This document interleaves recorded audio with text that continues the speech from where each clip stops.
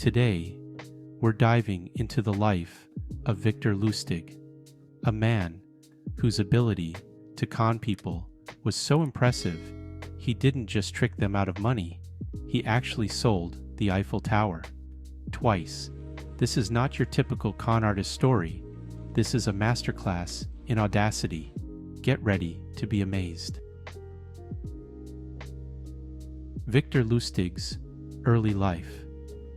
Born in 1890 in what's now the Czech Republic, Lustig had a childhood that didn't exactly scream future criminal mastermind.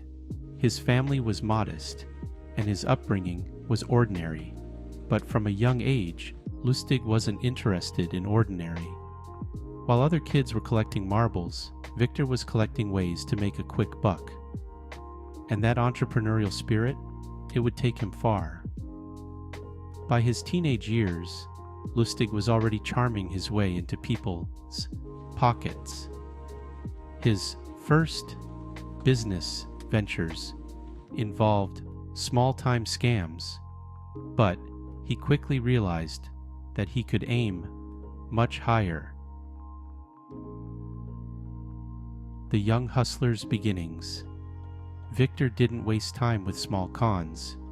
He went international, taking his schemes across borders. His favorite hunting grounds? Transatlantic ships between Europe and the US. These voyages were packed with wealthy passengers, and Lustig was always ready to pounce on any opportunity. He'd charm people, work his way into their good graces, and then con them out of their money with fake investments. He'd casually exit before they realized they'd been duped, leaving them in shock. It was a beautiful system, almost like an art form. One of his amusing tricks was the money box. It was a wooden box that could supposedly print perfect counterfeit bills. He'd sell it to wealthy marks, making them believe it was a gold mine, slowly printing real money. By the time the machine malfunctioned, Lustig would be long gone, laughing his way to the next city with a suitcase full of cash, ready to start his next con. The ultimate scam. Selling the Eiffel Tower. A tale so audacious, it's hard to believe it actually happened. Lustig's most famous trick came in 1925, when he had the bold idea of selling the Eiffel Tower. Yes, you heard that right. Selling the Eiffel Tower. Back then, the Eiffel Tower wasn't as beloved as it is today. It was a controversial structure, to say the least. Considered a giant metal monstrosity by some Parisians, Lustig saw an opportunity to exploit the mixed feelings about this towering structure. He forged documents and posed as a government official, claiming the tower had become too expensive to maintain, and the French government was secretly planning to sell it for scrap metal. It was all nonsense, but Lustig was so convincing that several scrap metal dealers actually believed him. They were completely taken in by his charm and apparent authority. They even bid for the honor of tearing it down. The competition was fierce, each dealer wanting to be the one to claim the prize. Lustig chose one particularly eager buyer, who handed over a small fortune to acquire the Eiffel Tower. The deal was sealed with a handshake and a hefty sum of money. And what did Victor do next? He disappeared with the money, of course, vanished without a trace, leaving the buyer in shock and disbelief. But here's where it gets really wild. He was so confident in his scheme that he tried it a second time, targeting another group of scrap metal dealers. His audacity knew no bounds, and he almost got away with it again. His second attempt was nearly as successful as the first, showcasing his incredible nerve and cunning. As Lustig was pulling off his daring scam, Europe was cautiously rebuilding itself from the devastation of World War I.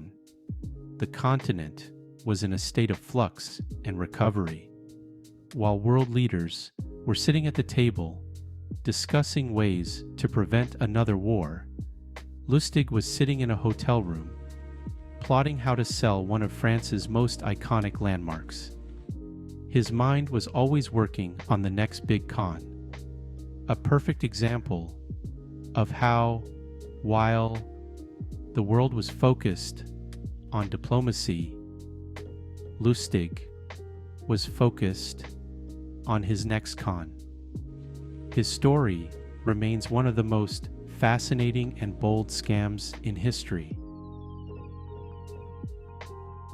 You might wonder how someone like Lustig didn't end up behind bars sooner, but here's the thing: he was incredibly smart about covering his tracks. He never stayed in one place too long, always a step ahead of the law.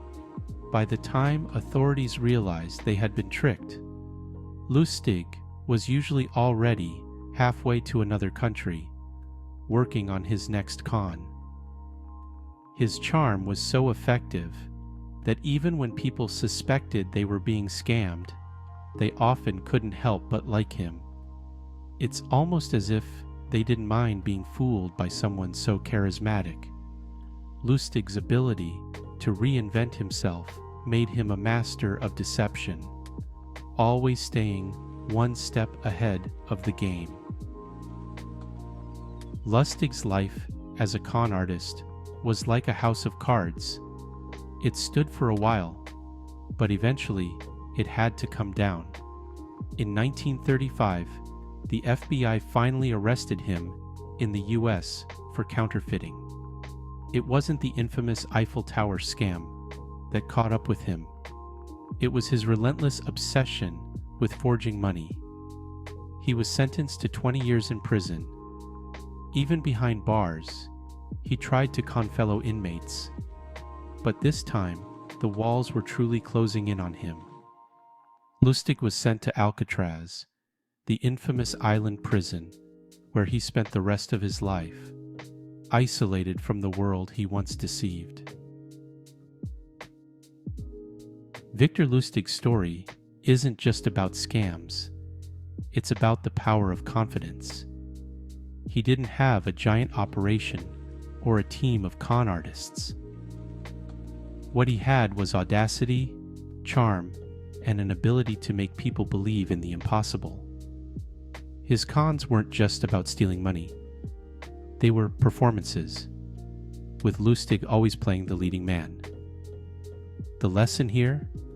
Well, if you're planning to con people out of millions, maybe don't make the Eiffel Tower your target. But on a more serious note, Lustig's life shows the dangers of overconfidence. No matter how slick you are, eventually the game catches up with you. And when it does, the consequences can be severe. To this day, Victor Lustig remains a symbol of the art of the con.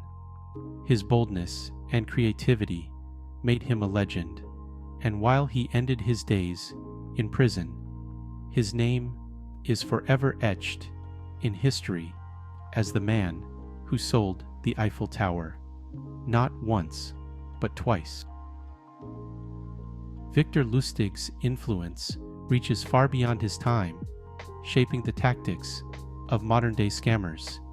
His methods, rooted in psychological manipulation and audacity, have become blueprints for contemporary cons. This tactic is still prevalent today, seen in phishing emails and fraudulent websites that mimic legitimate institutions. Scammers use these tools to exploit trust and extract sensitive information from unsuspecting victims. His legacy serves as a cautionary tale, reminding us to stay vigilant and question the too good to be true offers that come our way At the heart of every successful con artist lies a deep understanding of human psychology. Victor Lustig was no exception. His charm, intelligence, and ability to read people were his most powerful tools. This trait is shared by many con artists throughout history, such as Frank Abagnale, Jr. Lustig was a master at creating urgency to push his victims into quick decisions. Charles Ponzi promised high returns to create a frenzy among investors. Lustig preyed on greed, fear, and the desire for quick success. Bernie Madoff exploited similar vulnerabilities, orchestrating one of the largest Ponzi schemes in history. Lustig's use of fake documents gave his schemes an air of authenticity. Elizabeth Holmes used elaborate presentations to lend legitimacy to her fraudulent tech company. How to protect yourself from scams. First, always be skeptical of offers that seem too good to be true. Second, pay attention to the details. Third, be cautious with your personal information. By staying informed and vigilant, you can protect yourself from falling victim to scams. We've journeyed through the life of Victor Lustig, a master con artist whose audacious scams left an indelible mark on history. From his early beginnings to the infamous sale of the Eiffel Tower, Lustig's story is a compelling reminder of the lengths to which deceit can go. Lustig's schemes were built on a keen understanding of human psychology, exploiting trust and greed to his advantage. This serves as a crucial lesson for us today.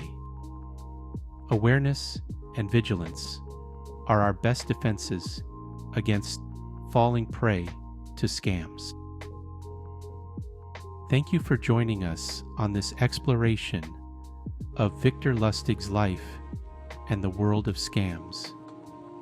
Stay safe, stay vigilant, and always question the authenticity of too good to be true offers.